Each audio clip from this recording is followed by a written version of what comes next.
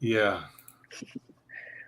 Hello, everybody, and welcome to the Ginge and Pedro show. I am, of course, your host, Mr. Ginge Gingerton. Alongside me, Papa Pedro Ang. Not my How you father, doing, but guys? How you doing, guys? Yeah, I'm not good, his buddy. father. That would be No, weird. that would be weird, but wouldn't that be fun too? That Mm. like long lost father and son reconnect through comic books in the indie scene, Yeah. and then they come to work together to discover, oh, the family's back together, working together, This is building giving me a comics. very like Meet the Fuckers vibe. Like when Oh, Ben Stiller had that Cuban kid, but reversed. yes, So right, yeah, yeah, that's like you will that would see be a fun. baseball card, and he's just like me, but with a red head. Like nah, I don't think it's gonna work, buddy. I appreciate the All sentiment right. though. Okay, maybe we'll do it as a story though. I see a Yeah. familiar face, buddy. Cool Hey, what's gamer. up? Hey, What's up, bud. bro? Thanks for coming by. Yeah. Appreciate that. I will carry on. All right, so we've got, speaking of familiar faces and Hmm. people returning, and Yeah. also bringing somebody along with them, a new face. We'll get him Yeah. out here Yeah. first. Yeah. Friend of the Bo- show, one of our very first guests, I believe. I think mhm. number 2 or number 3, possibly. Yeah. And a Um, strapping young lad at that. Indeed, he's Yeah. got a fine young haircut. This man. Yeah. Okay, Exactly. we're bringing him out. Colorist extraordinaire. You know him. You love him. This. What How you is doing, Nick? up? Total Nice. excellence. How are Yeah, y'all dude. doing in this panel and in the chat? Yeah. Yeah. Dude, you're rocking that pompadour, dude. Like, Thank you. nice. Thank you, Pedro.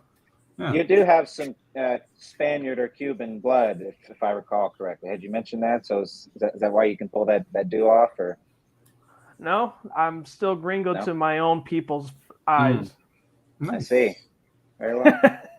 Pedro, do Are you see you? these kind of haircuts in Panama? Yeah, We yeah, have a dude. Like character the like thing is, that. like, yeah, we have several like reggaeton singers that rock that style. I'm not implying anything like this. It's just that like Mhm. it looks familiar. It looks familiar. Like it's cool. Okay. It's cool. Like, make Thank me you, feel at brother. home. Yes. Maybe want to have like mofongo and tostones All right. and a Well, cervecita. okay. Hopefully we're not making you self-conscious. You look great, buddy. No, Thanks for coming by. No, yeah. Okay. nothing, Okay. man. It's all good. So up next to bat, you've brought along with you a fellow ginger, a new face around these Mhm. parts. Definitely glad to have another one Yeah. on here. Let's just go ahead and bring him out. I'll keep rambling. Scott from the Hey. block. What's up, buddy? Okay. I feel surrounded now. It's okay. The Uh, Hispanics are over here, Yeah. and the Yeah. gingers are over there. So they It's stay in their segregated. lane. Wow. I see the That's perfect. segregation. Yeah. This is awesome. It's all right. We're I'll just doing like red turn over versus here so that way it looks tan. like we're on panel, like I'm on an interview, like in a Yes. documentary. Mhm. Couple of talking heads. All right, boys. Yeah. Thanks for joining us today. Thanks for taking the time. Do appreciate it. No, Yeah. thanks for inviting us over. Oh, I didn't get the memo that we had to be in an office. I kind of just Hmm. set up in my kitchen. Oh, Well, It's all good. I don't know if that was I'm a in my memo. kitchen too. I'm in my kitchen too. I like it. Mm. Ding ding! It's time for a book fight. Yeah. All right, so Hey, what's up, Shadow? Shadowhawk. What's up, What's buddy? up, bro? That's right. Ichthus brought the flock with him. Flockers? Yes, Do you sir. guys Flockians, or do you just call yourselves the flock? I don't know. We Um, honestly haven't named each other, but I mean, we Mm. really take advantage of dropping the flock bomb. Yeah. I like Yeah. it. Flocker sounds very aggressive. Flockers. Yeah. Flockers. Again? Okay. Yeah. Get Yeah. ready to get flocked. And we're gonna flock you up. You see, it works. We're Well, not it's a big flocking flocking around. book. Yeah, we're not Mm. fucking around. I like it. We're Mm. not Yes, flocking this- around, indeed. The flock clock is ticking though for this campaign. Ooh, There you Yeah. go. all right. Good work, buddy. Nice segue. Okay. All right, we definitely do want to talk about the campaign, and we will Yeah. spend the majority of that. Scott, we'd like to just get to know a little bit about you and about Hell what yeah. the stuff that you know how it The things that Yeah. make you flock. Sorry. Okay, I'm gonna stop. Oh, Yeah. so many things. Yeah, I'm Yeah. it's But- just gonna stop. Yeah. No, That's okay, buddy. Right. Everybody gets at least one bad pun. Mhm. You know, Yeah. some might even call that a good one. It just depends on where you're standing. Yeah, it But- depends on Or the audience. sitting, or just Mhm. sitting. Yeah. So, Scott, tell us about yourself, buddy. Have you always wanted to be a writer? Have you always written? Is this, tell us a little bit about your journey. Okay, a little bit about my comic book journey in general. I mean, I write stories when I was a kid. I think everyone has journal at some point. If they're a writer, they write out stories, whatever. Used to do a lot of stuff when I was like, when I turned teenager, I was just doing like all different types of doodles and stories, whatever. But I got into comic books about it's been fucking 4 years now. Jeez. Anyway, so my brother and his best friend, they made a comic book, and I was helping them with them basically getting the printing, getting all like the business side of it rolling. And then once they got their stuff rolling, I'm like, well, I want to do my own book. And I kind of learned from when I was winging it with them to make my own journey, make my own book. So I kind of ventured off to do my writing. I wanted it to be like a style that's not similar to what today is. I wanted it to be a very episodic, a very, fun for everybody. That's why it's an all ages book. I didn't feel like there was a lot of books out there that anyone can read that was like, your dad and your son can both read the comic and both enjoy it. You know what I mean? Like, it's just, you don't see that much these days. Right. Yeah, there's a lot of romance. Yeah, romance. A little bit. There's action, but it's like too much action. Like not like too much action, but just like inappropriate action. I would say. Yeah, exactly. Like like a lot of, not to say a lot of gore, but like there's some parts of like, man, I don't really want to, There's ways that you can tell action stories for kids. Exactly. That, that's what from adults. I mean. That's to me like what makes the difference between an adventure book and an action book. Like you don't need to show blood or gore or grab ass or like stuff. I love grab ass. I mean, that's if the color, if you really like the colorist and the colorist likes to draw and color that type of stuff. Yeah, exactly. I wonder who. I wonder who. Who would we be talking about now? Yeah. But we'll get into that in a second. So I was making my comic. At first the Flock series was supposed to be a spin-off of my brother and his friends comic.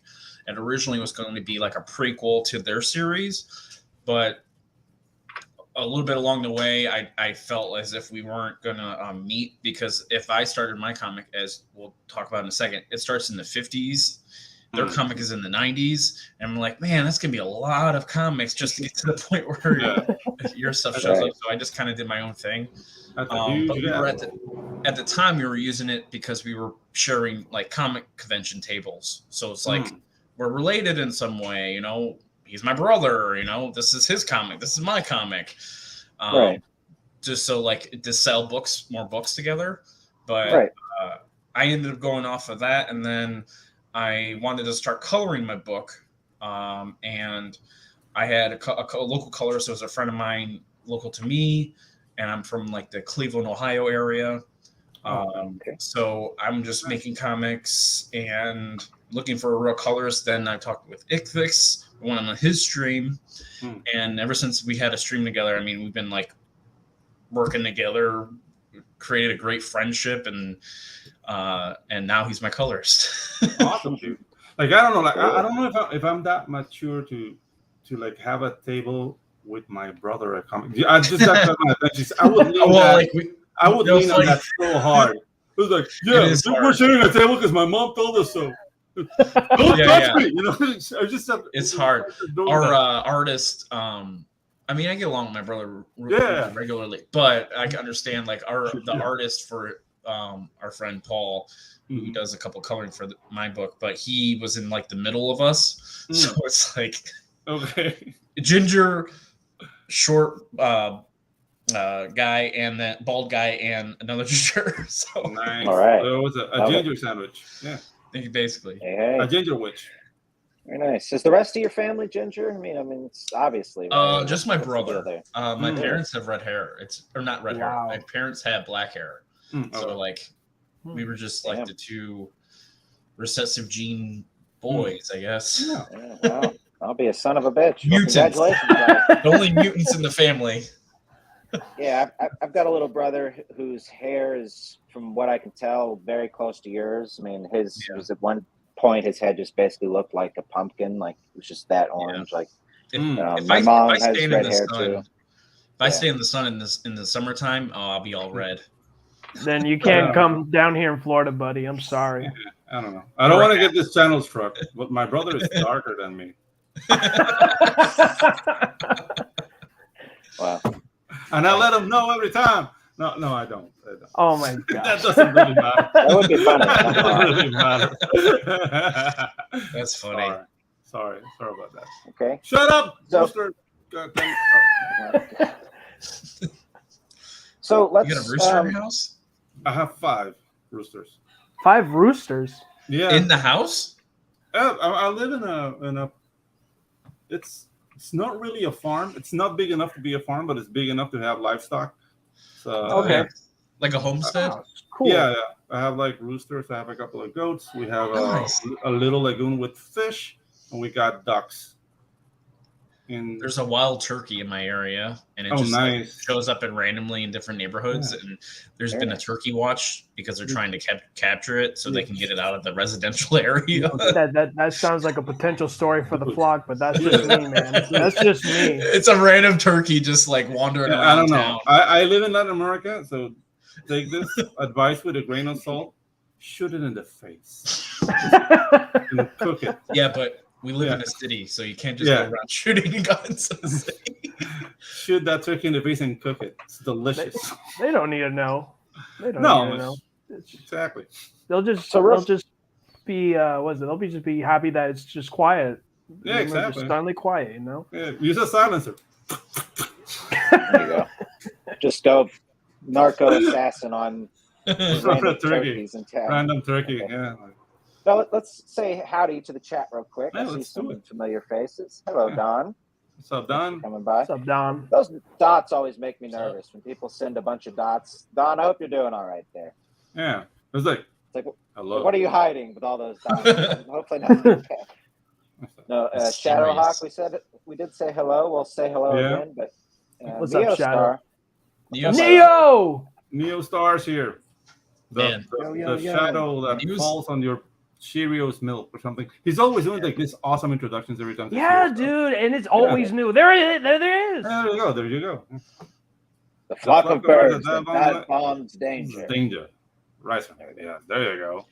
Riser Man's gonna be a total it's gonna be a TV series. He's gonna have it like it's gonna be perfect once it comes out. Yeah. I've been always teasing every time on the stream, like every time he'll be like throwing ideas, and I'm like, holy crap, that's great.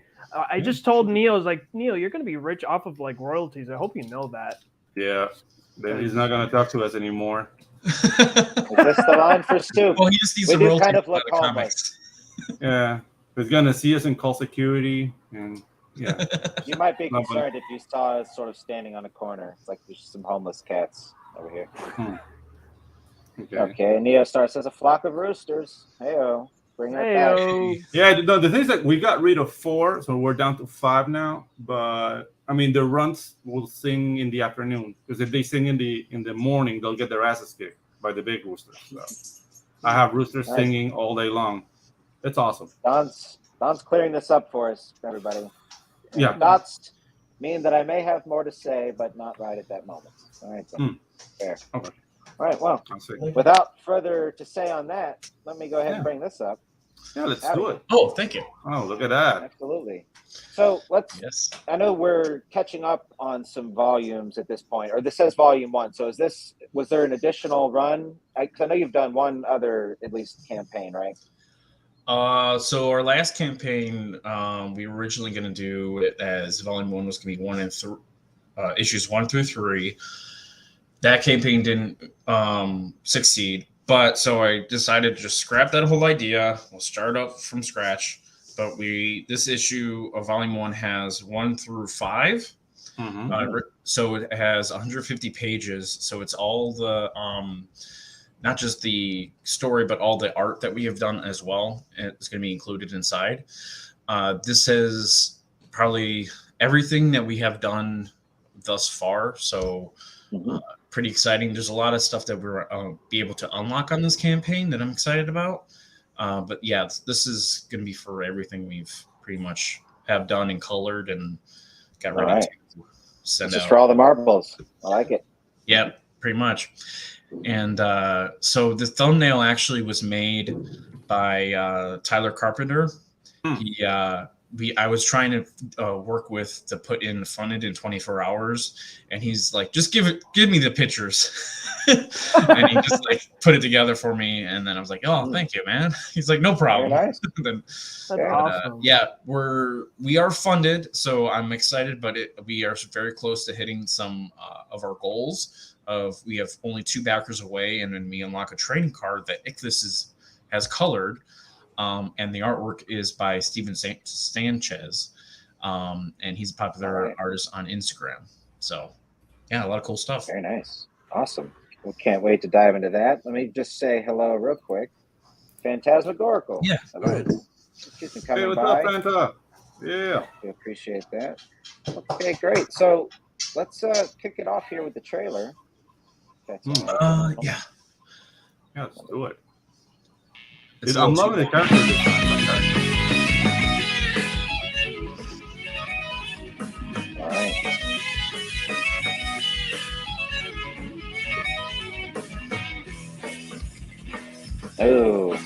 Oh man. Misspelling. Sorry. This is so much of an anime opening tune. Love it. Oh man, is that Paul Bunyan? Wow, awesome.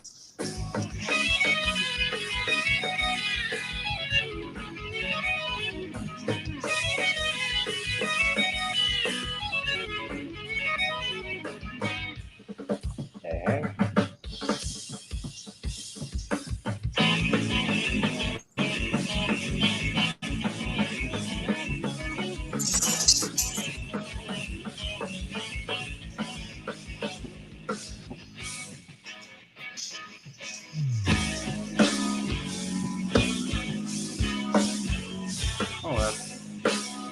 Welcome to Brockland.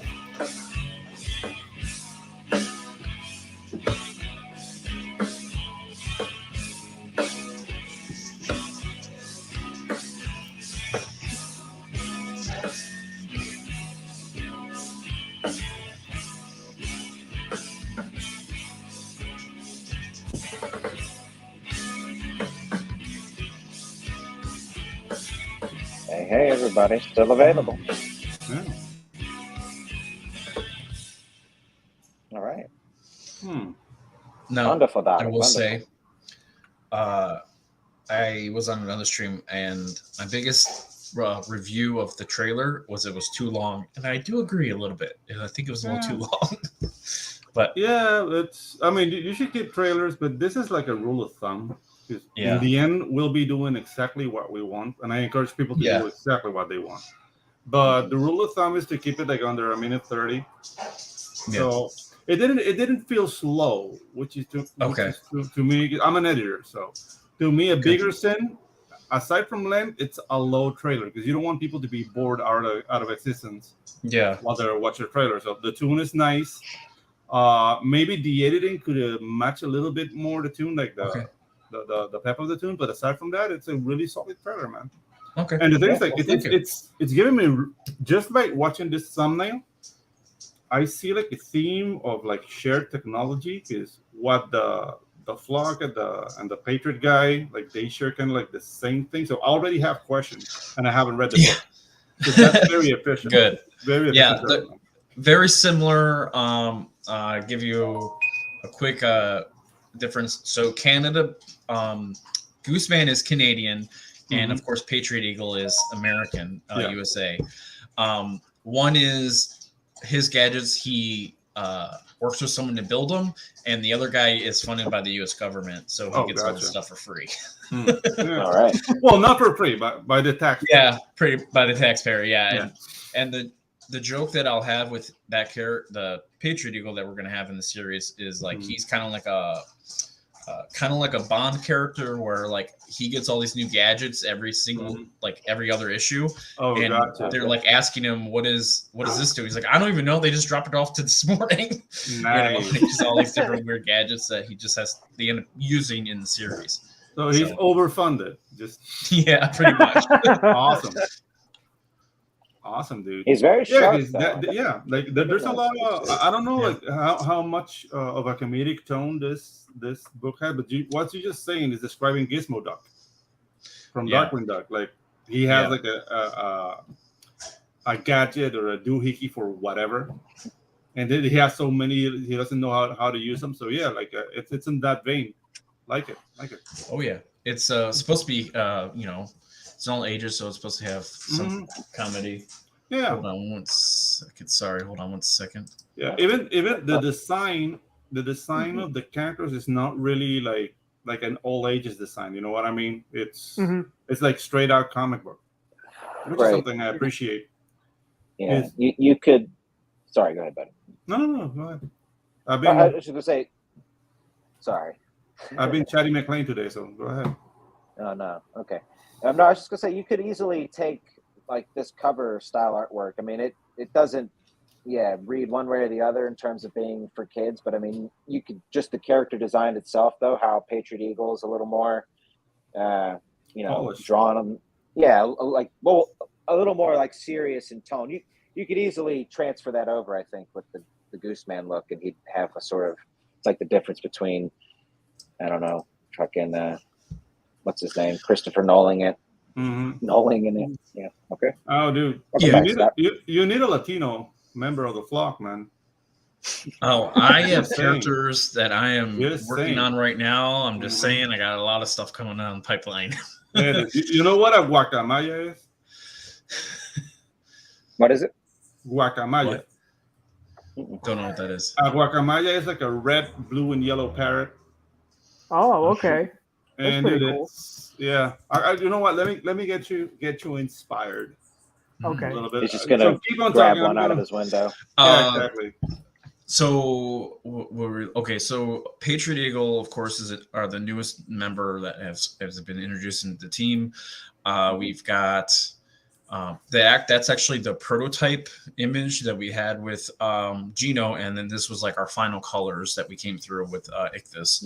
He kind of was really a big part of the design and how we were going to have the character, and then his designs we sent to Gino to kind of finalize it because we wanted the sequential artist to kind of do the character design.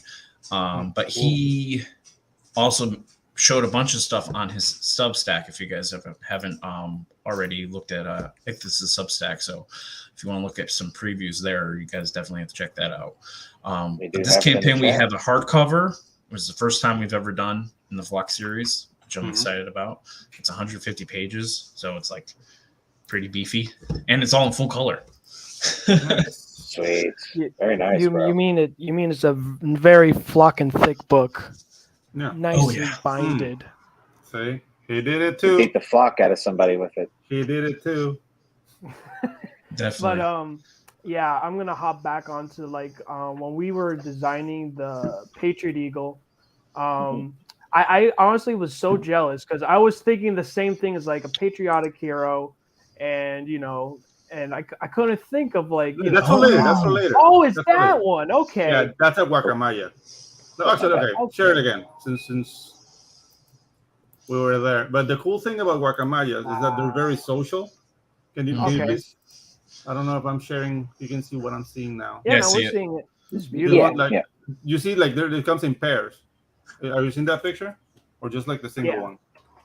So that's the thing. Just the single one. Okay, so basically, guacamayas are like a very social bird, like very sociable. So you can make like a Latino marriage. They're always bickering among each other while fighting crime. I like it. That's a good idea. Maria and Ernesto, and just like, where's the guacamayas from Peru? But they're just like always fighting. Like they would be freaking awesome. Okay, I'm definitely gonna look that up. I've been looking at other animals we can introduce into the kingdom of flocking. That's pretty dope. Yeah, dude, that's a very in the things like we get guacamayas all over Latin America, like from Mexico all the way down to Chile. So you can find them anywhere. So it will be like very emblematic. There are other birds like quetzales, but that's like more of a Nicaragua thing. I mean, we have quetzales in Panama, but it's like less birds. Another famous bird like harpy eagles, but that's just Panama. Oh, geez, yeah, no, those things are huge. Oh yeah, dude. Holy crap! Like if I'm sitting down right next to one, it would be as tall as me. Wow. Yeah, dude, it's scary. Wow. Just say hello to 24. Sorry, what's up, 24? What's up, 24? Thank you. Thank you for subscribing. Appreciate that. Oh shoot, nice. Yeah, big shout out. So Ictus, I'm sorry, buddy. I didn't mean to cut you off with that bird earlier. You know. Yeah, we got the rail. Was beautiful. So I'm gonna have fun coloring him. Nice. Or who knows? You know, it's a 50-50. We can't confirm. Nor deny. It's a great idea. Yeah. So like I was thinking of like a patriotic character. I was thinking of an eagle, and then you know, and me and Scott, like we would just bounce ideas back and forth. It's like before I even opened my mouth, Scott said, "Hey, buddy, I got this idea of a patriotic character, and he has he's basically an eagle." It's like everything he said, I was like, "Wow, he just beat me to the punch before I even opened my mouth." And yeah, you got to be a couple steps ahead of the game when you're a writer. And then the funny thing too is like I was thinking like a villainous character that's like that juggles balls and basically like the green, what is it, like the Green Goblin and all this stuff. And then he started saying like, oh, and I also have like this villain too that like he just juggle balls and then all this stuff, and he's gonna be called the Juggler. And I'm like, I can't with this guy, man. Yeah. I can't even say I have co-creative rights either. But it's just funny. Like me and him, you're very creative. You're very creative like this, and you know that for sure. We talked a lot of times. Or maybe he's looking at you while you sleep. What ideas you got this? I tend to talk in my sleep, so maybe I don't know. So maybe that's what's happening here. But it was fun. I got this eagle. And it's something, but patriotic. It's a patriotic eagle. Are you sure it's not Hispanic? Yeah. Just make sure. His name is Carlos. He's Carlos. Patriotic eagle. But it was fun. Like I think like when he like everything that Scott was throwing at me is like, oh, like I think I've thrown in like suggestions of the name, like names and then like costume and then helmet design. Like I put in my Substack like the influences of like the mask and stuff. I know for the next one I'll definitely like show like the roughs of like from 1 through I don't know how many designs of like the color concept, but that was a fun part. Well, you also did not only that, you did the same thing for the Juggler too. So that's another. Oh, the Juggler was, the Juggler was fun too. But we got to give him a ride. There were so many renditions of the different characters. It was just like, man, I don't know which one to pick. We'll come back to these for sure. No, definitely. And Gino's fantastic too. Is like with me, like I'm just so complex with like characters design, and then like once I see Gino's like final design of the Patriot Eagle, I'm like, holy crap, this looks fantastic. And he made it so simplistic and easy that like the kid in me could like draw this. Yeah. But I mean, that's the thing. Like normally, in animation, that's called flossing. Like you'll get an original design, and then you like streamline it so everybody can draw it like properly. Like everybody can draw on model.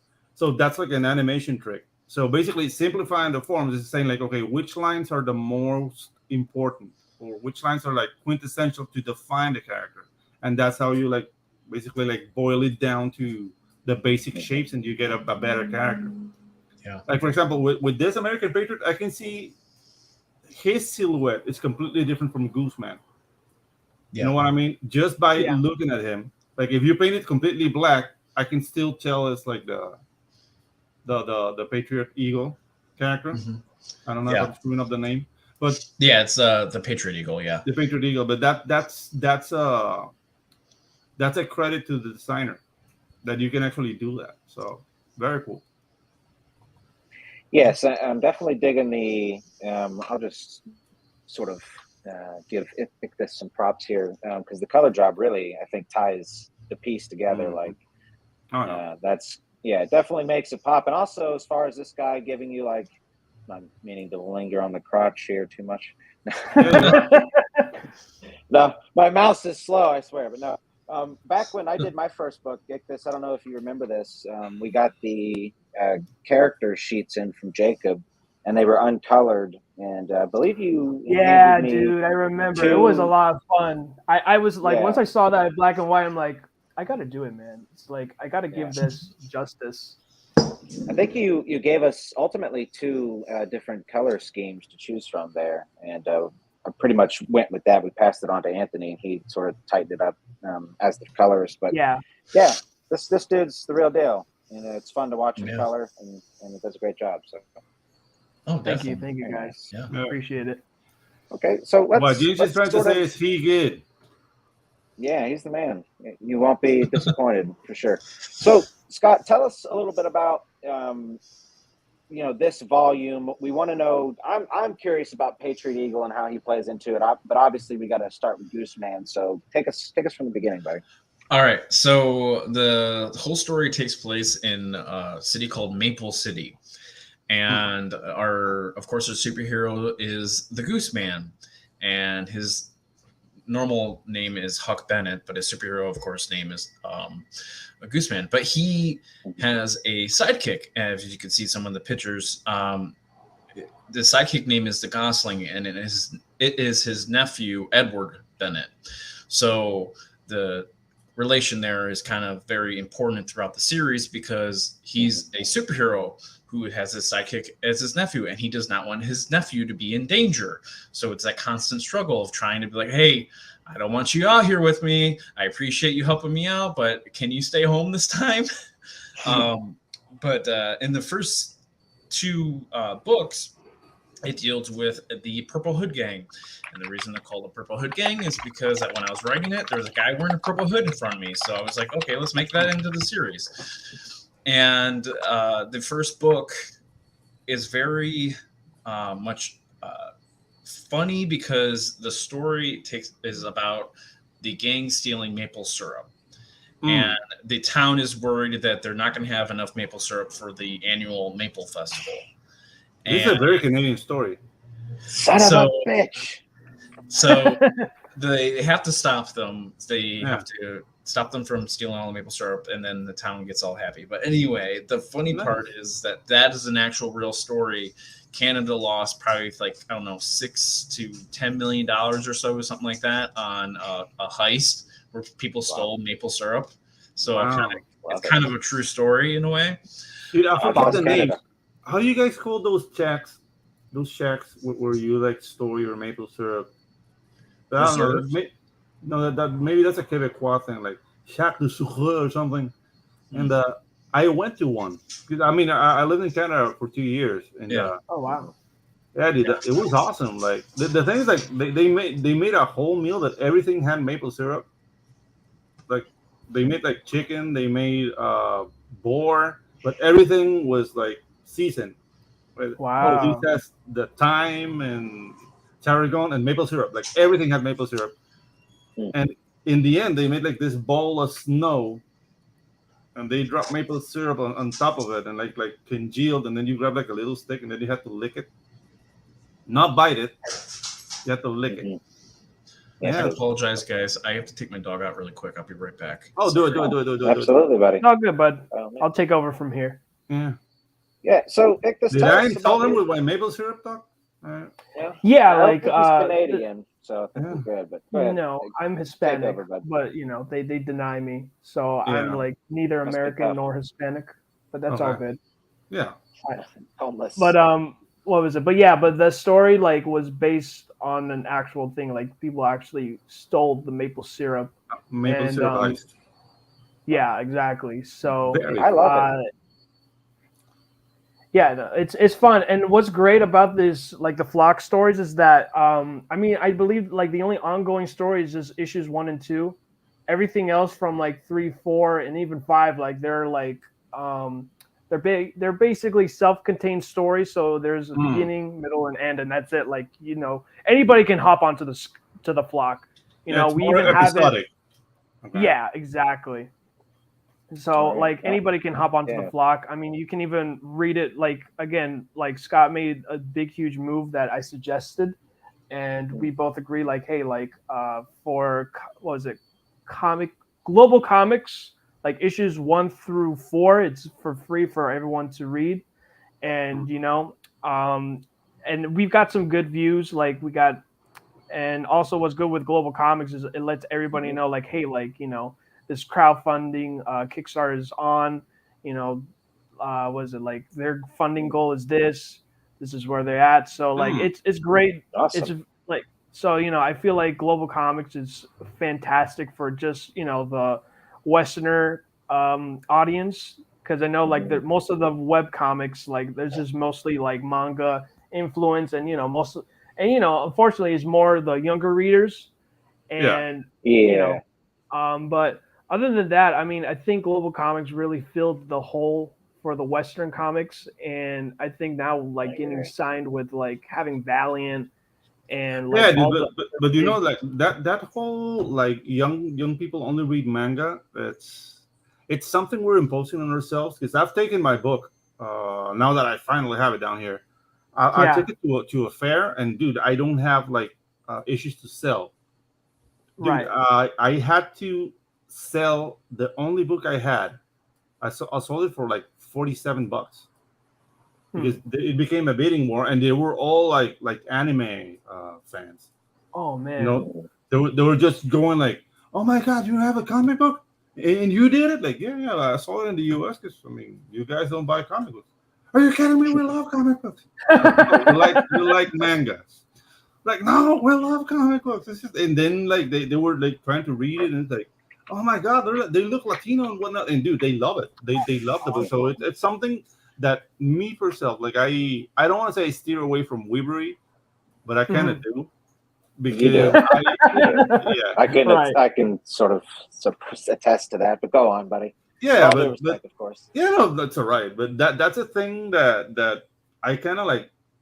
I notice that it's self-imposed. Just put your book out there, and whoever's gonna get it's gonna get it. But if you go with the attitude like, okay, these kids are just into manga, and they're not gonna enjoy what I do, that kind of like you exude that energy, and then they steer away from you. Like, oh, I'm not welcome here. That's what they will feel. So, of course, yeah, so totally agree. Yeah, I agree. It is self-imposed. I've thought about it largely myself too. I grew up reading manga. I grew up reading comics too, but when I was like 13 or 14 is when maybe like the first big manga boom here in America, at least in the early 2000s, Naruto, Bleach, just whatever. You'd walk into Books A Million and there just would be 10 kids just all throughout the store reading manga. So right, but I notice being in the American comic industry, just in the indie scene, but I mean, it's a sort of common thing throughout. Is there is a lot of like self-imposed holdovers who swear I'll never read a manga page a day in my life. Like, I get it. For those people, I suggest My Hero Academia. Really, like I know that's like a standard takeaway, but that was that blew my mind with how they just took.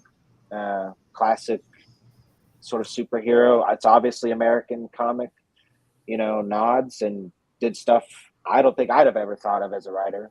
Yeah. So. Yeah, dude. Like, for example, whenever somebody says like, I don't read manga, because I don't, but I just love like giant super mecha robots. Okay. Yeah, super mecha anime. And dude, I said like, dude, go read anything by Go Nagai, and you'll freaking enjoy it. Dude, his work in the 70s, it was like gritty. It was bloody. Everybody was cursing, and dude, it was awesome. It was awesome. Right. Like my favorite one's called Get a Robot, and dude, the kids are like street hoodlums that drive robots.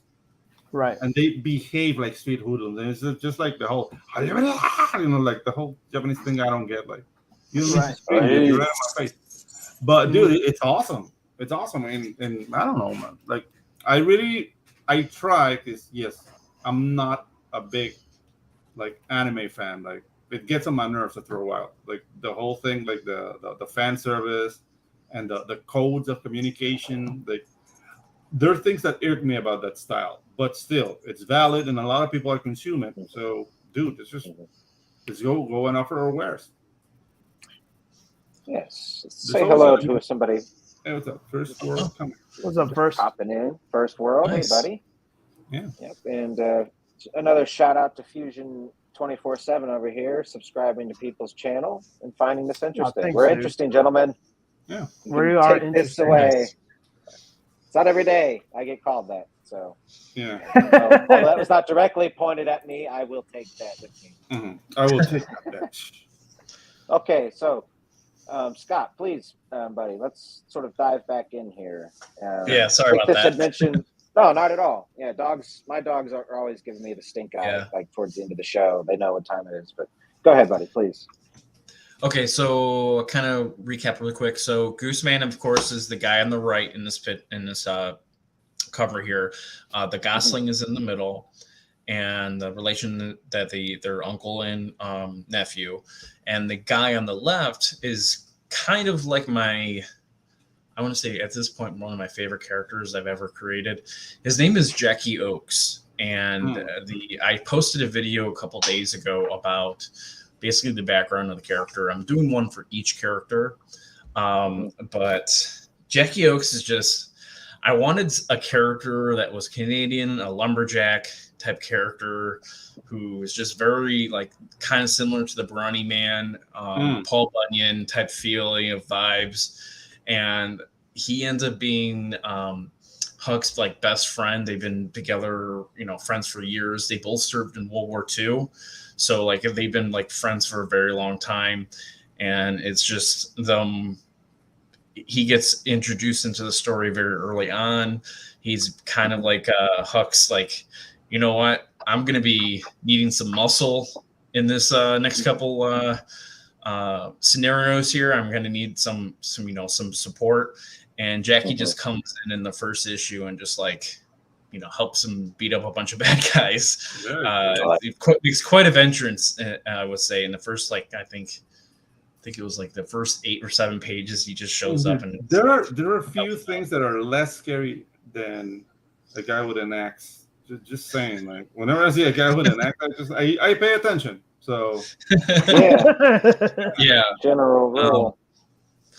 But so Jackie Oakes is just man, I love writing his story.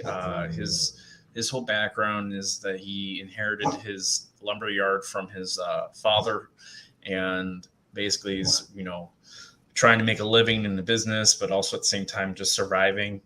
And he's got a nice homestead, and he had some roosters and some animals on his own homestead as well. That sounds familiar. But he has a gigantic farm, a lot of acres he inherited from his father.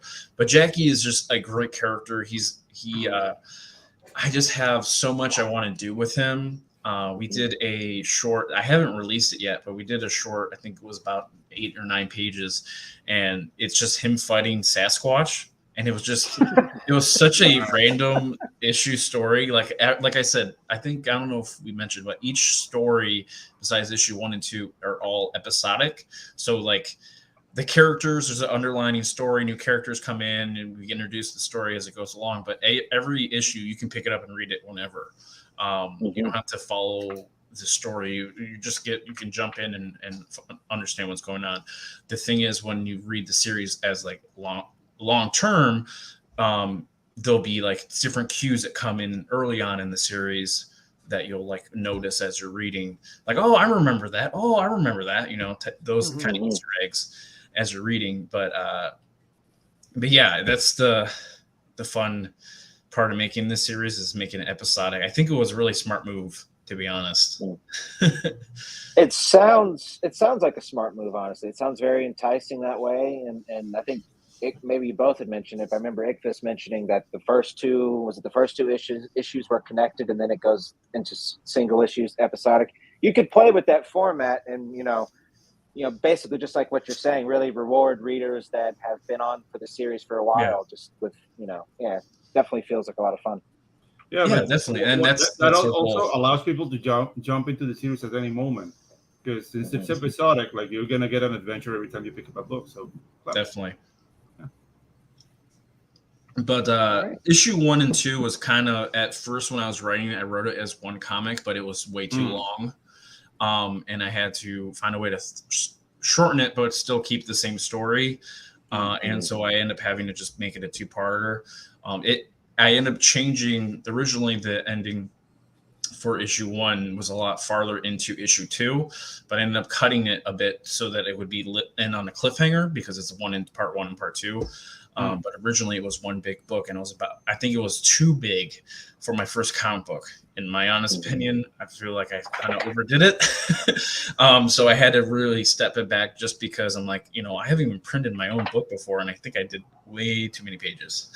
That is the advice everybody gets, or at least I got, and like was sort of just the advice being tossed around, like when I was coming into it a couple of years ago, right? It was like, everybody comes in with like a story or a baby, and that usually spirals out of control. So wait to do that. Yeah. I tried to do that, but in my head I was like, I thought to myself, I could do a 30-page story and that wouldn't be that long, but I got to like 60. It is. And that 30-page story got to 60 pages before I was like, fuck, I got to wait. So I did put it to the side, and then did shorts instead. But sometimes you have a baby, but it's a huge baby.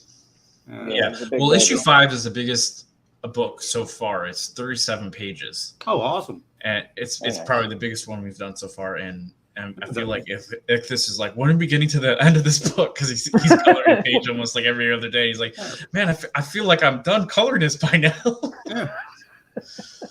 But 35 pages. I mean, I don't know. Like normally people are doing like 40-something pages book. That's the norm. So 35 pages for a single issue is still a chunky book. So it's like an annual, kind of like an annual, especially considering like your store-bought comics, let's call it. Or, it's going to be like 22 to 26 pages. Exactly.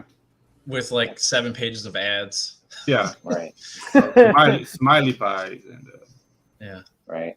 Definitely. Okay, great. So tell us a little bit about I'm a bad guy. I like bad guys. I'm a nice guy, but I like bad guys. Tell us about our bad guy. You're like a chick. I like bad guys. So I knew that was going to spawn something came out of my mouth. So this is quote unquote, right now it's just called The Creature.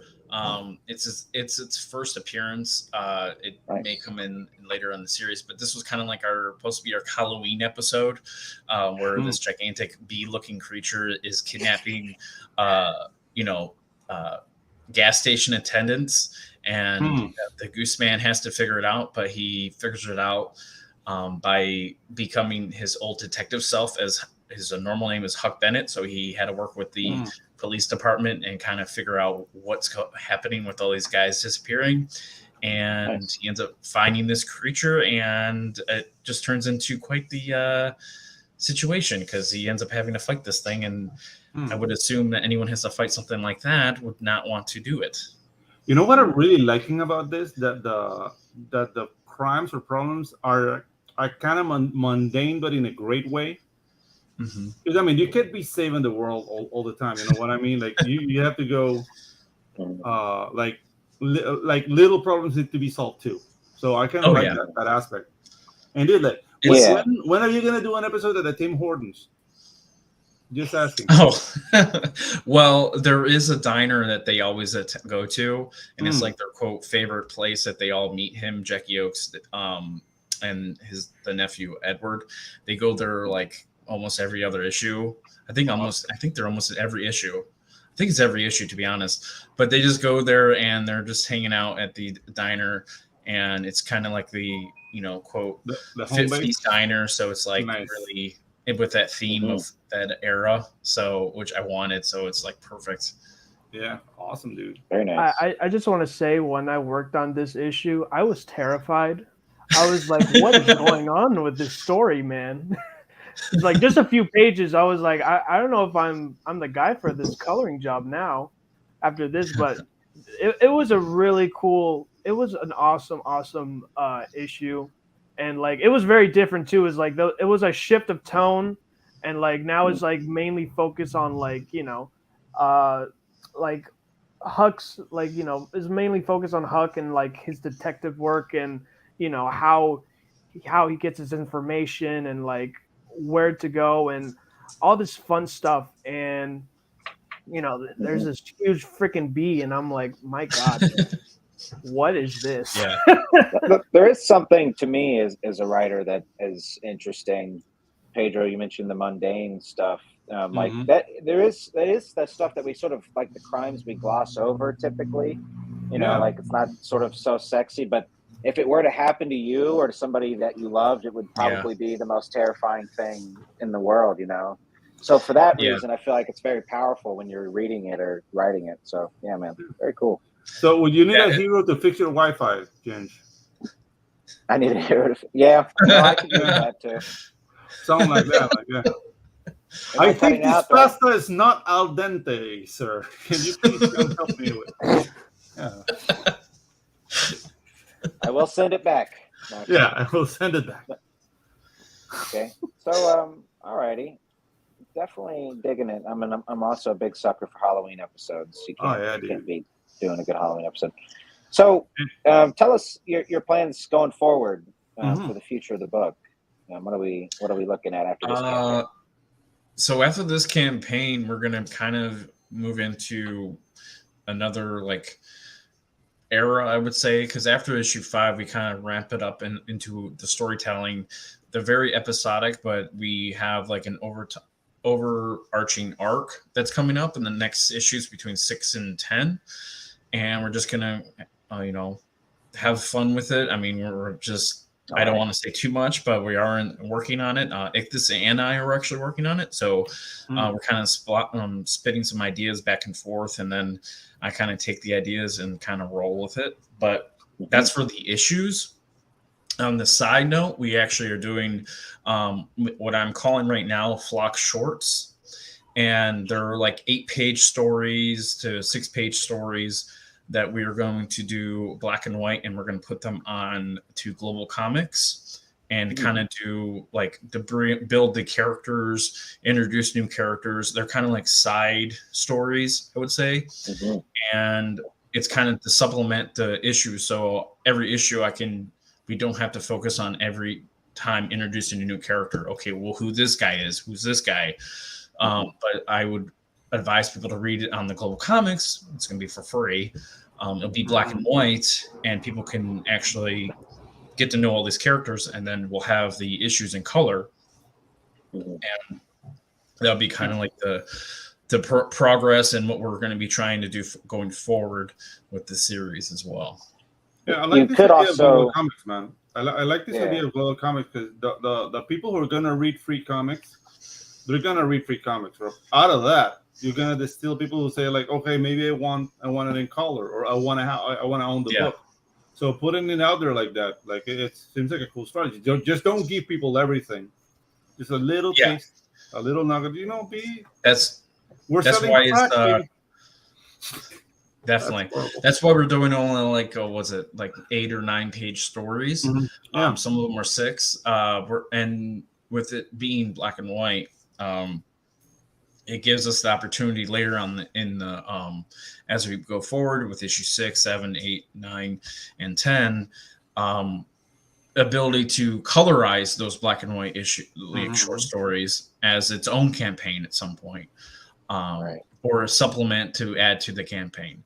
On this campaign, we actually have, I think, 3 stories that are unlockable, which are what I said. I think 8 or 9 pages of each. They'll be added into the book, so to make the book even bigger of volume 1. But yeah, that's the plan. Very cool. Love it. Yeah, and I'm a big fan of fleshing stories out with those little side shorts like that. And yeah, I'm glad you've got a plan. I was going to suggest maybe offering them or sort of like putting them at the start of an issue, right? You kept it in black and white or colored it, whatever, but just sort of have like a little buffer page in between each, could be something. Yeah. Okay, sounds great though. Yeah. Neo start chiming in here. Yikes, a giant bug. I thought the dread bugs were bad news. Okay. All right. So tell me about this. Yeah, we are getting ready to wrap it up, but I love this image I'm looking at here so much. Tell me about this character and these shenanigans.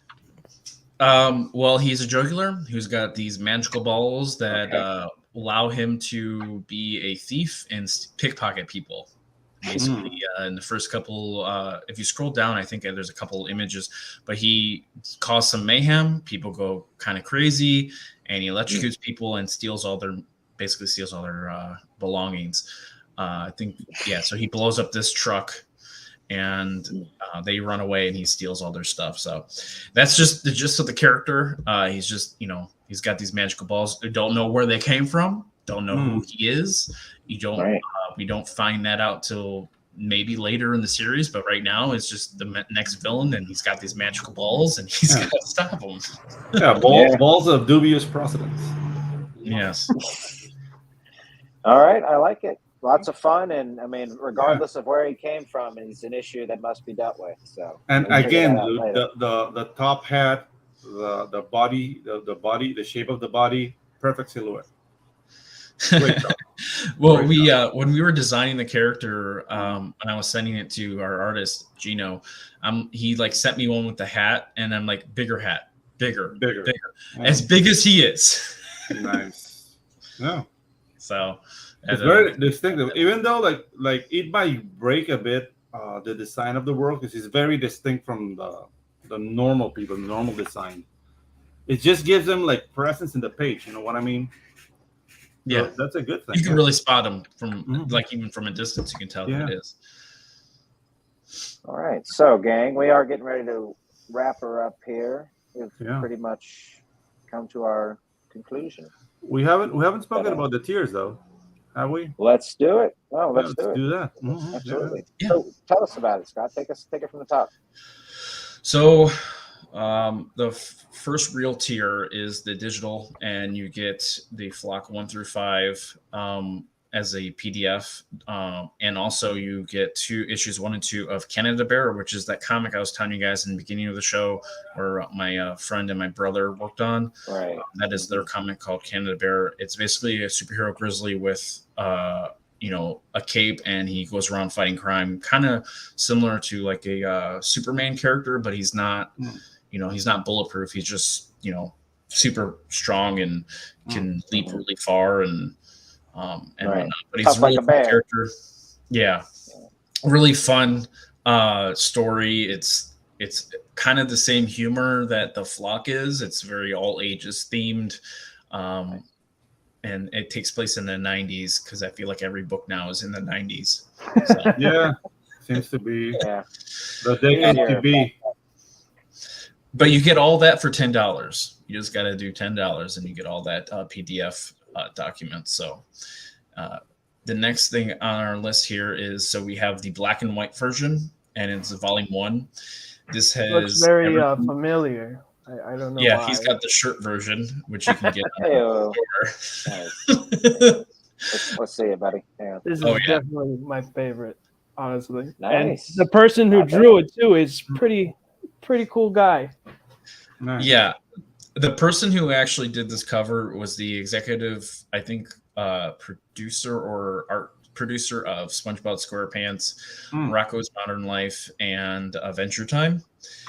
He worked on all those projects. The only reason that I got him to do cover is because I went to a convention, talked with this guy for like 45 minutes about just all his art, and he had like a lot of really cool intense art, and he's like, a buddy of mine will probably want to do the cover. I'm like, okay, awesome, give him my email. And then he emailed me, and he's like, hey, I want to do your cover. And I'm like, who are you?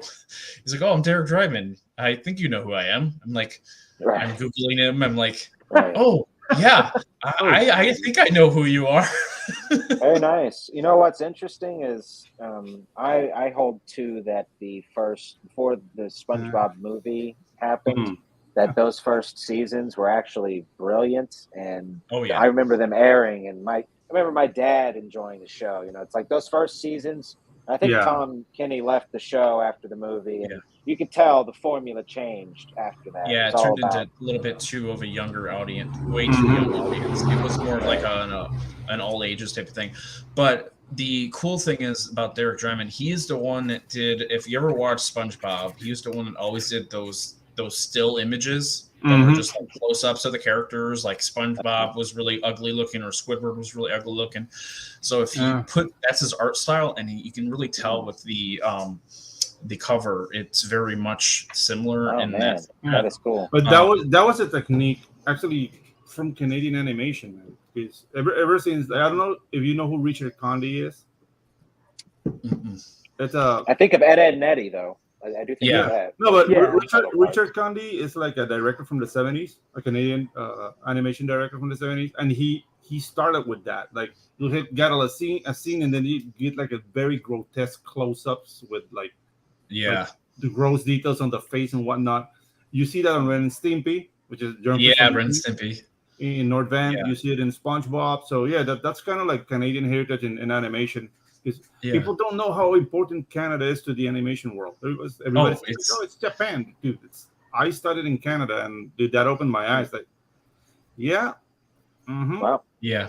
Well, my one buddy, the one that has Canada Bear, his family's from Canada. He's lived most of his life here in the U.S. But he was going to go to school. He went to school for animation, and then half of it, I think he was going to go to Canada to finish his degree. But he ended up staying in the U.S. for his degree because he didn't have enough, I don't know, credit hours or something or something like that. But he was looking at lots of different schools of animation, and there are a lot in Canada. So in Vancouver only, there's like 12. Wow. Yeah. Okay, very nice. Dropping some. But this is volume 1. Pedro. It's all black and white, so it's $15. So it's a really good deal for 150 pages. Oh yeah. So it's gonna be a really cool black and white version. And then if you hate the colorist, I'm just saying. Yeah, it stinks. Yeah, a little bit. So the next one, we have 2 of the same kind of tier. So it's issue 4 and issue 5.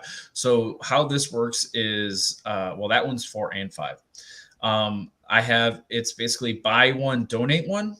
And we got this from another campaign, another person that does a lot of stuff. Mrs. H, she's on Twitter. She does a comic called Captain Orange.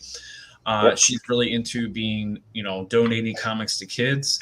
I kind of use that inspiration to do the same thing on my comic. So if you back this tier, you're not only getting a comic book, you're also getting the ability to give a free comic book to a kid at a library and get kids to start reading. And also I'm going to do not just libraries, comic book stores as well, to give out to kids on Free Comic Book Day. But this is kind of a new thing. I've never done this before, so we don't have many people on the buy one, donate one, but we do have 2 backers on another tier that's kind of like the upgraded version of this called the Philanthropist. And it's basically you're getting the paperback version of the book and you're donating 10 comic books. So it's kind of like a new thing that we're trying out. I thought it was really cool. It's another way of course, free marketing for your comic, but also, getting kids to read as well. So yeah, very nice. That one's, we got 2 people backing that right now, which I was really happy about. Absolutely. And very cool. Issue 4 and 5 is kind of like the catch-up kind of tier because we only printed issues 1 through 3. 4 and 5 have not been printed before.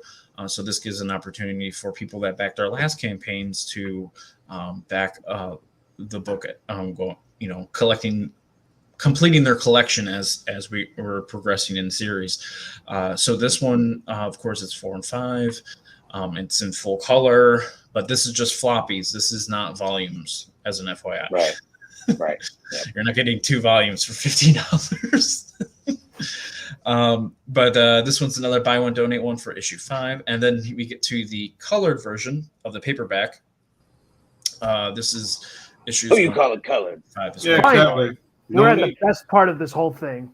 No need to go there, though. I'm sorry. Yeah. I had to take it. It's all right. You know, It's all right. it's all right. It was too easy. It was too easy. But yeah, this is volume 1 paperback. It's issues 1 through 5, and it's 150 pages. Everything that very nice. The big Flocken book. It's everything. Dude, for $30, that's a bargain. I'm telling you, man. Yeah. Jeez. $30 plus shipping. So yeah. I think it's about maybe $35 or something like that total. Yeah. So not. Oh, not depends on what neck of the woods you are. Are you shipping internationally or? I think some of them I am shipping internationally. Some of them I'm not. But I believe I'm doing international on the black and white and the floppies. But I don't think I'm doing it on the paperback or the hardcover. Just because the shipping would have been like outrageous. I'm like, man, I don't like ripping people off right now. The shipping is just horrible right now. That's why I'm trying to get many people that are international to back the digital tier. Yeah, but still, like people want books, man. So don't cut yourself short. Like people are gonna ask you. So there are ways, like for example, like as a community, we have contacts in Australia. Like you can speak with Hockey. If you get like several books sold in Australia, like you can send them all to Hockey, and he'll send them that people's way. So shipping would not be that horrible. And the CGUK guys are planning on doing something like that for the UK. So just be on the lookout in the community, and just learn where people are in Latin America. Like what I tell people is, if you're a Latin American and you're watching this, in your country, there should be a service called a mailbox. And no, it's nothing sexual. A mailbox, basically, it's a P.O. box. Normally would be in Florida. So what they do is you buy through Amazon or whatever you're going to buy through this P.O. box. It will get to Florida. And when everybody who's using the service fill a container, it will come down to your country. And it will lower the prices of everything. Like shipping for comic books to me, it's like $4 extra, plus the shipping within the US. So that's something to keep in mind. In Panama, we have like 15 different companies like that. I know Mailbox, etc., which is the one I use. They have it in Brazil. They have it in Mexico. They have it in Costa Rica. I don't know in South America, but it's just something to keep in mind. And I don't know, like I might give you guys a list because there's people down here that might be interested, but the shipping will give him apprehension. Because okay, I'll give you the $25, but then it's like $11,000 in shipping. Like nobody wants to do that.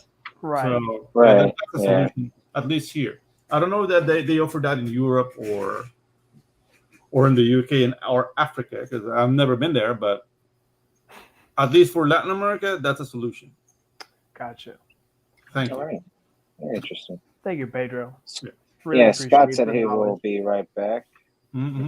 Dogs are being dogs. I get it. I'm getting the eyeball myself here. But okay, yeah. No, shipping is certainly one of the big hurdles. I'm not sure if, in fact, I'm pretty sure they don't. I don't think Amazon offers a print-on-demand service, but I'm sort of curious why anybody that I can't think of, maybe the common American guys have, I don't know, but I wonder why, aside from inventory printing issues, let's say, like being able to fund print orders, I'm not sure why more of us aren't on Amazon. I'm eyeballing Amazon for the future, because just to help shipping. The Amazon deal is basically slave labor.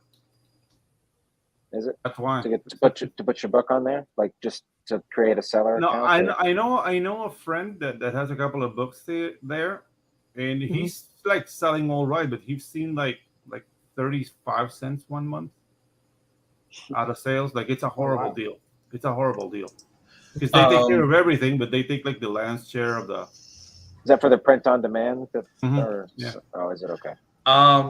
Amazon's a really smart idea. Is just you'd have to, if you can put your book on there, but if you don't market it, you're just it's not gonna move. Not doing it correctly. You're not going to make anything. But Amazon does take a good portion of, as an independent creator, you're, every cent counts, and it's really tough. I mean, you could do it online with Amazon, but I don't think is Comixology still around. Nah, I don't know if it is or not. I think it was shuttered like within these last couple months. So it's like folded into Kindle. They took that horse behind the barn a long while ago. Yeah. So that was a good avenue, but I mean, I tried using Amazon. It's just I don't want to say I was too lazy, but I feel like I was like, man, there is so many hurdles just to get this book, and also, shipping it as well. I think this is the easiest. I wouldn't say easiest. The more efficient, safer route on my end, because I can control where the books go and how the packaging is done. You don't really know what the packaging is too much. What they're especially if you have customers that want like a paperback book, it might come in bent. You have control of that. Do you know RJ, Critical Blast? Yeah, I know RJ. Yeah, RJ, he offers that service. He did that for me because like shipping from Panama would have been impossible. He handled the shipping for my book, zero stress. It was awesome. Everything over the top, no problem. So nice. Yeah, contact him about it. That's awesome. Yes, RJ's. I hope he's sort of like is able to turn this into a legitimate. Not that he's illegitimate by any means, but he's like he does it on the side type of deal. Well, I just hope to see it one day become so big that he has to do it like full time, because the amount of work and like community service he does helping people out with this. I mean, obviously he's making money, but at the same time, I fulfilled my first book, and then working with Pedro to do Tropical Magics. I had a good time fulfilling my first book. But I learned that I would rather have somebody that I can trust handle that, so I can keep going on the creative side. Yeah. So for me, that's why I like him a lot. But he's also super trustworthy. But that's the thing. Like, with RJ, I will put my hands on the fire for that man. Like it was everything was very clear, no confusion and no problems whatsoever. Yeah, my book. Right now we have. Shipping to the UK, to Canada, and the US. Awesome. Those are spots I'm right now. So I do have some international shipping, but I want to ship everywhere, but I don't think I have the capacity right now unless I reach out to these people you mentioned. So, but that is something that I would definitely look into on the next campaign, or the next book that we put on any crowdfunding. So, that'd be my goal. We're not getting paid to push RJ on anybody. Just no, not at all. Sorry. Okay, let's carry on here, because we got, I think, one or two more, and then we'll. So this is the hardcover. It's all the same volume, but it's just in a hardcover with a dust jacket. It looks really, really snazzy. Nice. It's really very it's the whole volume. So all the way, if you back any of the unlockable stretch goals, each physical, of course, reward, you get the stretch goals as well. So if you unlock a trading card, we got bookmarks and stickers that was unlocked, and a couple other things. Someone said to me the other day on another campaign, I'm sick of getting bookmarks for books and on crowdfunding, and I go, well, this is 150 pages. Someone has to have a bookmark. Yeah, right. I use them, actually, bookmarks and stickers. I was telling somebody this the other day. Like, my two favorite out of everything now, I've sort of whittled it all down. I've got a bunch of trading cards and knickknacks around, and it's great. But like, I always take my stickers and put them on my desk right here. And then because I read a bunch of books, bookmarks are useful. Definitely. But I'm excited for the all the unlocks. But yeah, so this is our hardcover. I'm pretty excited. The cover itself is basically a kind of like Silver Age, Golden Age Batman and Robin cover, and we kind of turned it into our own version. So very nice, very nice. Yep. Hardcovers. That's exciting. I'm not sure where you're printing it, but I was looking at Comics Wellspring, and they actually are offering hardcovers now at a reasonable price. So I'm going to definitely be taking advantage of that myself. Oh, definitely. I recommend it. Very nice. Sweet. Okay. All right. And the next one is kind of what I said earlier. It's a philanthropist. This is for a backer who wants to just, not just, read a comic, but also, sponsor the future comic book readers. And this is where you get a way to donate 10 comic books to, local kids in the area. That's awesome. And, that's kind of what this inspired me from someone else. This was not my idea, and I want Nick to say that too. It was not our idea. It's never our idea. We are unoriginal. We totally took this from another campaign, and I thought it was a really cool idea. Yeah. It's perfectly fine. Like Ginge and I follow the Anakin Skywalker school of thought, so we don't give anything to kids. So no, this is cool, man. I don't get it. Yeah, you don't get it. He's killing younglings. Yeah. Okay. Now you get it? I get it. Master Skywalker. Master Skywalker. What you do? Yeah, that's cool. Yeah. All right. Now I'm on board, buddy. I'm there. Okay. All right. Awesome stuff. We have some artwork here. Tell us. And this one is, we have 3 tiers. Ichthus actually has the artwork in front of him. And so this first one is the Goose Man, and this one was done by Steven Sanchez. All 3 of these. This is the Gosling. Oh man, very nice. Love that. And then Jackie Oakes. Oh, you look at that pose, man. It's awesome, bro. Who did this? Who did these covers? Steven Sanchez. We're gonna be converting the physical artwork into trading cards. So this one bad boy here. If we get like 2 more backers, we'll unlock the Gooseman trading card, and we're just trying to push it, man. Like I even have the colors are done too. Like I even have this on my drive as well. I'll even share it here on my end. All right, there you go. And those pencils are beautiful. Yeah, no, his pencil work is fantastic, man. Very nice. Lots of energy. Damn. Yeah. What else has he worked on? That dude's had to have done some professional work, right? As far as I know that like he was a winner for the fan art contest for the Rippaverse. So but the funny thing is I've discovered Steven like before like Rippa, like last year of January. So like I loved his way of character design and how he like plays around the anatomy. And I vouched for him. Like I recommended many artists, but then like I think I showed like a physical artwork that I commissioned Steven. I think like maybe even last year, and he's like, just contact Steven, and we'll use that as a physical art tier. So yeah, man, we wanted to get that trading card, man. Absolutely, you did a great job too, buddy. Awesome. Thank you, buddy. Yeah. Amen. Yeah. It looks fantastic. Great job. You got an eye for artists, Scott. That's part of the job of sort of putting a campaign together. So good work. Yeah, definitely. I thought his artwork was awesome. I will say a lot of that was all Ichthus. I just he's like, what about this guy? I'm like, you make the contact. You are on Instagram. I'm not as on Instagram as I should be. But I'm like, you're in that world, man. You roll with it, and I'll support you, and we'll just do it. Very nice. Yeah, dude. Instagram is a weird place for me. Yeah, I stink at Instagram too. Yeah, dude. I don't look. I don't have time. Booty shorts, but I don't look good in booty shorts, so it's just like a competition.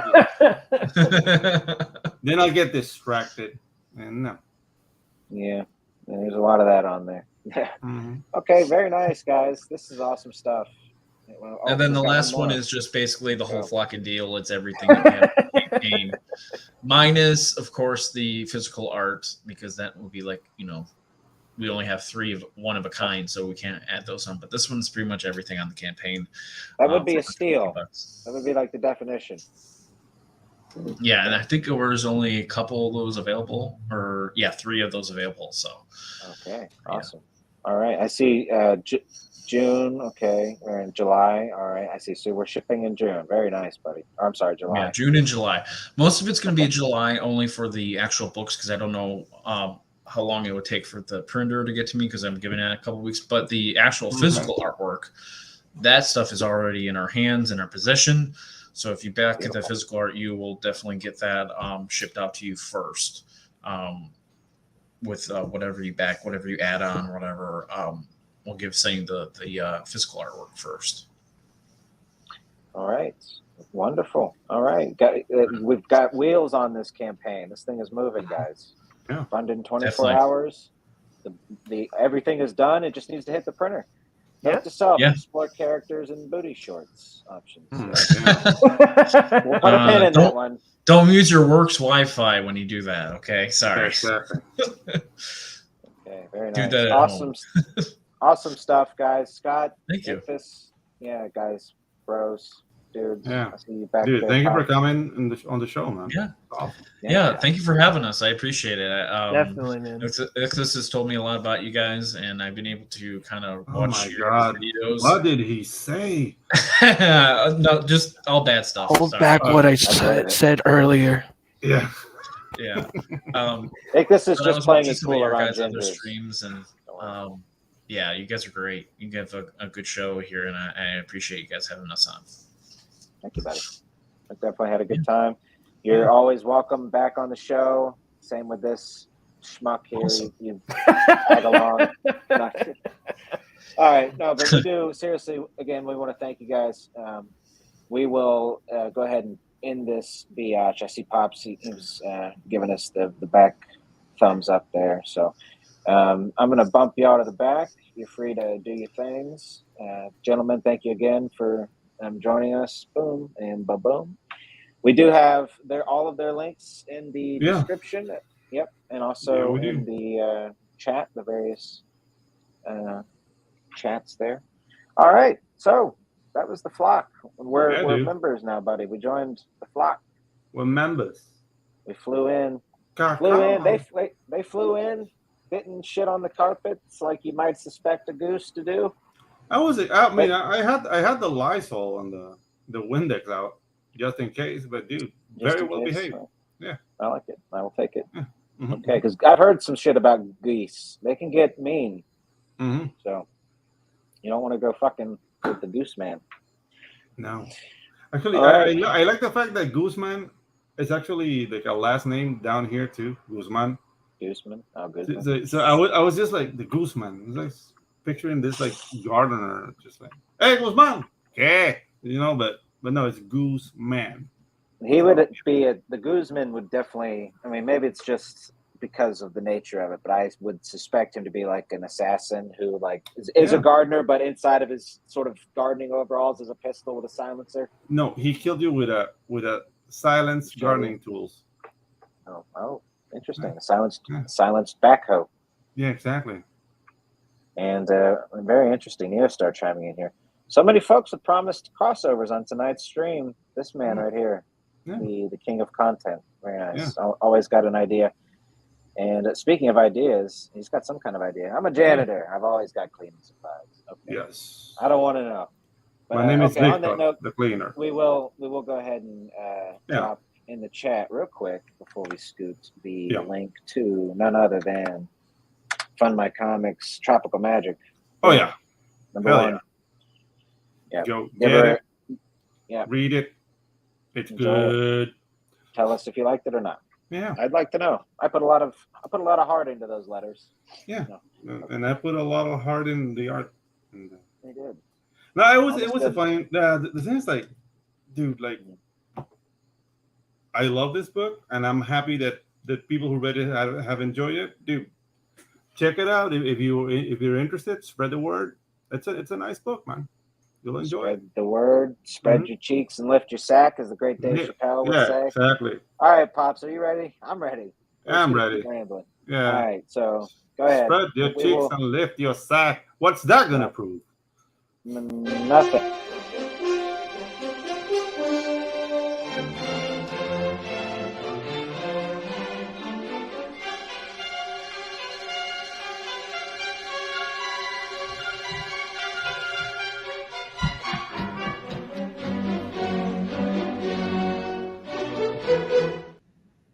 That's what it's gonna prove. Koch is still here. I got him still I'm still here. I just we're still live though. Commercials.